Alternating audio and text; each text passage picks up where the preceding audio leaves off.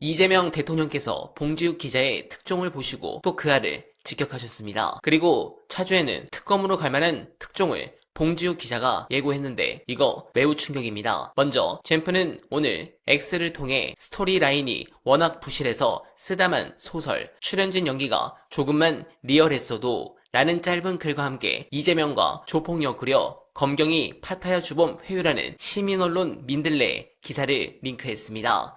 해당 건은 잘 아시겠지만 봉 기자는 26일 최욱의 매부쇼에 출연해 윤석열 정부의 검찰과 경찰이 김영진에게도 이재명의 조폭 연루설을 인정하는 증언을 해준다면 감형을 해주겠다며 회유에 나섰다고 추가 증거들을 제시했습니다. 그리고 더 충격적 증거가 이제 차주 공개될 것 같은데 이거 내용이 매우 심각합니다. 관련해 중요한 문서 끝까지 봐주시고 여러분들의 생각 댓글로 부탁드립니다.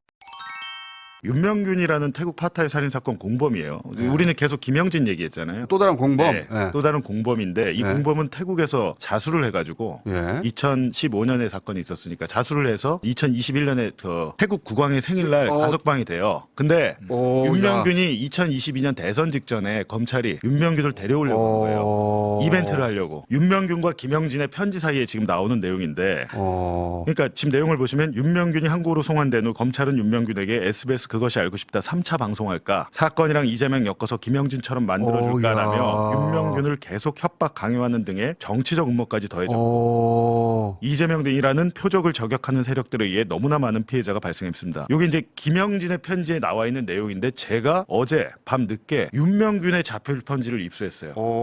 김영진에게 이 얘기를 전했더라고요, 편지로. 그러니까 우리는 김영진만 있는 줄 알았더니 그때 당시에 공범도 똑같은 방식으로 검찰에 의해서 회의 협박을 당한 거네. 태국에 있었으니까 사실은 이 사람은 형을 거기서 다 산 거잖아요.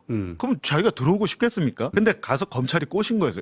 들어오라고. 와서 저 김영진 재판에 좀 증인도 좀 서고 이렇게 했던데 그 윤명균을 공범을 데리고 오려고 한 시점이 2022년 1월이에요. 박철민 사건이 엎어졌잖아요. 하려다가 조금 실패했잖아요. 그게 대장동이 커지고 하면서 그 상태를 붙였는데 2022년 1월에 윤명균을 한국에 데려오라고 별의별 짓을 다 했더라고요. 검찰. 그래서 당시 있었던 일을 윤명균이 김영진에게 털어놓는 내용이 교차로 확인된 거예요. 지금 보여드리는 거는 김영진 편지지만 윤명균이 본인에 대한 얘기를 했는데 오늘 오후에 제 후배 변호사가 윤명균을 접견합니다. 월요일 날 오늘 접견을 하니까 이 내용은 제가 볼 때 이제 저널리즘의 문제를 넘어선 것 같아요. 이거는 큰 게이트가 하나 터진 건데 보니까. 그렇죠. 대선 직전에. 네. 이재명 대통령은 처음에는 SBS 사과해달라 이제 허위가 밝혀졌으니까 법정에서 거기서 시작된 건데 뒤를 파다 보니까 이게 큰 사건이네. 그러니까 그것이 알고 싶다 3차 방송할까 이 얘기가 만약에 검사가 진짜 했다면 그때 검사가 누구였죠? 이 검사는 김모 검사로 지금 나오는데요. 지금은 어디 있어요? 지금 정확히 그 이름이 그냥 김모로만 나와서 그러니까 현직에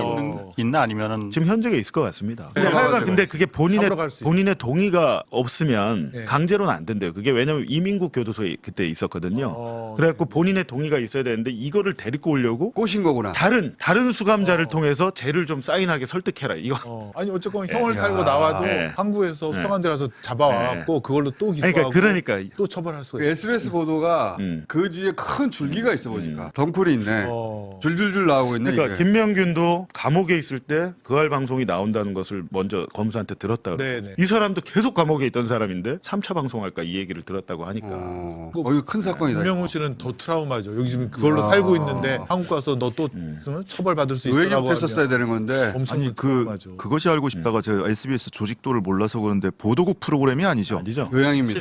시사 제작국이나 뭐 이런 교양. 시사 교양국. 야 이거 진짜 아니, 그러니까 그리고 저는 PD가 독립적으로 만들어요. 아니, 그렇다고 SBS 그 제작진이 막 악의적으로 이렇게 하려고 한 것 같지는 않은 게 당시에 그래도 지방선거 있는데 지방선거 끝나고 보도했잖아요. 네. 지방선거 전에 보도했으면 그때 이재명 경기도지사 떨어졌습니다. 근데 이 SBS 정확하게는 모르지만 제가 알기로는 자기 아이템을 가지고 준비하는 거거든요. PD가 당연히. 그러니까 돌아가면서. 그러니까 그 PD의 PD가 그렇게 믿도록 검찰 쪽에서 정보를 준 것 같아요. 그래서 틀림없다라고. 그건 네. 그리고 PD가 독립적으로 한다는 건 그 저희 시스템을 잘 몰라서 그렇게 말할 수 있는데 당연히 다 그 이 정치인이 등장하고 거기서 그 나중에 뭐 CP가 보겠죠. 그런데 당연히 그건 데스킹을 거치지. 거치겠죠. 마지막에. 근데 아이템 이제 선정부터 같이 회의를. 그 데스킹이 통과될 만큼의 검증을 거쳤다라는 거는 수사기관이 아니니까 PD가 수사기관이 확신을 줬겠죠. 그 국힘당 의원들이 왜 우리 대통령님 보고 자꾸 아수라아수라 그 영화를 떠올리게 뭐 연관이 있다 그런 얘기를 하잖아요. 이 말씀 들어보니까 국힘당 의원들도 그 프레임을 알고 있었던 거 아니 그때 네. 지방선거 3일 전인가는 KBS 9시 뉴스에 김부선을 출연을 시켜요. 그랬지.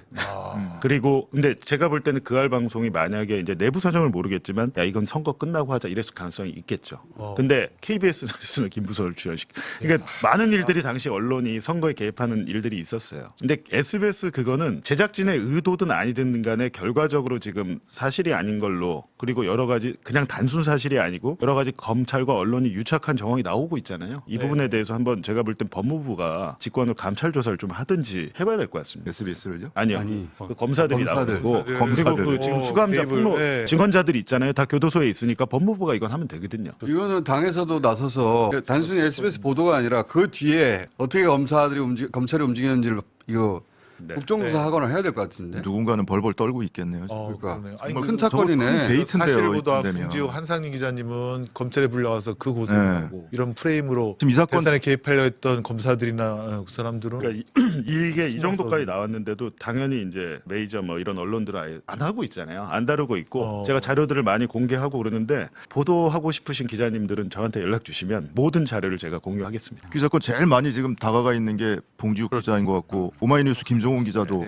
열심히 또 같이 취재하고 있고 네, 공감합니다. 김영진의 폭로가 사실로 밝혀진다면 검찰과 경찰의 회유에 대해서도 추가적인 수사가 필요해 보이는 것과 동시에 SBS에도 엄청난 징벌적 손해배상은 물론 그 알은 문을 닫아야 합니다. 그런데 중요한 부분을 보고 드립니다. 현재 이 그알보다 유시민 작가를 공격하는 이재명 대통령 지지자들이 있습니다. 과거 새누리당이 공격하는 강도보다 더 심각하게 말이죠. 저는 개인적으로 유시민 작가께 너무 감사합니다. 민주 진영이 힘든 싸움을 할 때 그 극우 패널 속에서 홀로 일당백이었죠. 조국 사태 당시 검찰에 유린당할 때 단기 필마로 고군분투할 때 고마웠죠. 이재명 정부 일 잘하고 국회의 힘도 막강하고 이제야 나라 체질 개선하고 개혁이 이루어지는 상황. 하지만 뭔가 불안하고 개혁이 흐지부지 느끼나고 이게 뭐지 싶을 때 그가 다시 컴백했습니다. 이재명 대통령 지지도가 최고조인 이 상황에서 용감하게 호루라기를 불어주는데 이게 웬만한 사람 절대 못한다고 생각합니다. 솔직히 유시민 작가는 냉정하게 누군가가 ABC라고 지정한 게 아니죠. 유 작가는 단지 우리에게 거울을 준 것뿐입니다. 거울을 본 우리는